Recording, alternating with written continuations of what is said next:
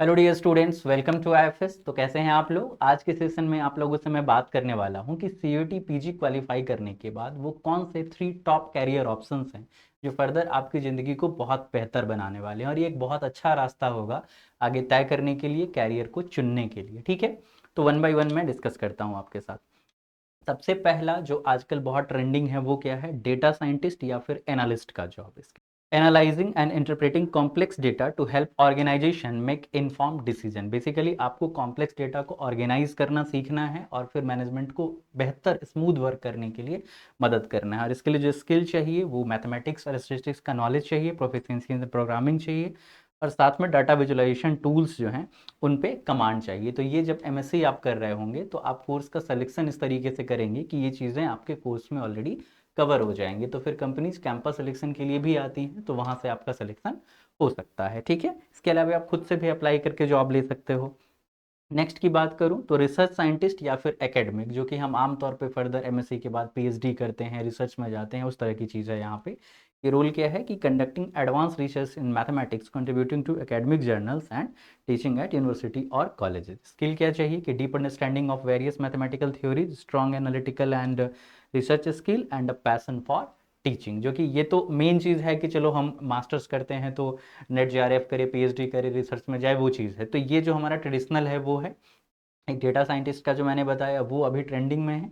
इसके अलावे एक और चीज़ कि ऑपरेशन रिसर्च एनालिस्ट, इसकी भी काफ़ी डिमांड रहती है। रोल क्या है कि applying mathematical methods to help organisation solve problems and make better decisions. ठीक है, मतलब लाइक इसको इस तरह से समझ सकते हो, आपने क्वेश्चंस किए होंगे एलपीपी के कि ये इक्वेशन है और देन इस इक्वेशन के हेल्प से किसी कंपनी के सामान को एक गोडाउन से दूसरे गोडाउन ले जाना है, ये सारे तरीके हैं ले जाने के।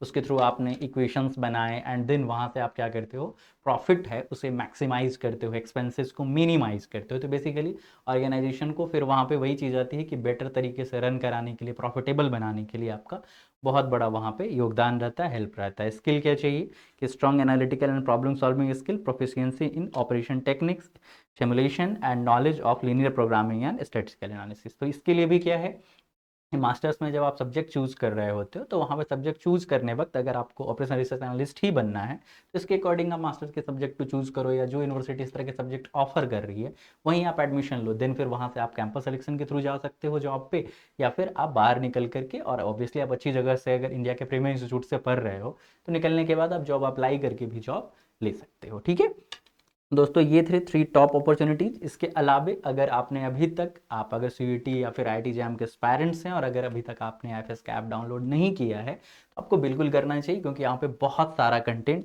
फ्री फ्री फ्री अवेलेबल है। आप देख सकते हो वहाँ पे फ्री प्राइम क्लासेस होती हैं, रिकॉर्डेड क्लासेस होती हैं, प्रीवियस ईयर क्वेश्चन पेपर होता है, प्रैक्टिस क्वेश्चन है, teachers hand out, paper analysis, exam pattern, cut off, ये सारी चीज़ें फ्री ऑफ कॉस्ट वहाँ पे अवेलेबल है दोस्तों। तो आप आराम से प्ले स्टोर पे जाइए या फिर जो ऐप स्टोर है वहाँ जाके डाउनलोड करिए, बिल्कुल रखिए अपने फ़ोन में। इन सारी चीज़ों के अलावा भी कई चीज़ें हैं, जैसे कि आईएफएस में कोई कोर्सेज है, टेस्ट सीरीज है, उस पर जो भी लेटेस्ट ऑफर्स होते हैं वो भी आपको इंस्टेंटली नोटिफाई किया जाता है। तो ये चीज़ें तब होंगी जब ऐप आपके पास होगा। ठीक है, तो दोस्तों ये 2 चीज़ें थी आज के सेशन में, कि पहली चीज़ कि वो 3 कैरियर टॉप कैरियर अपॉर्चुनिटीज़ क्या हैं हमारे लिए, और दूसरा कि आईएफएस ऐप आपके पास है या नहीं। अगर नहीं है तो ज़रूर आपके पास होना चाहिए। ठीक है, थैंक यू।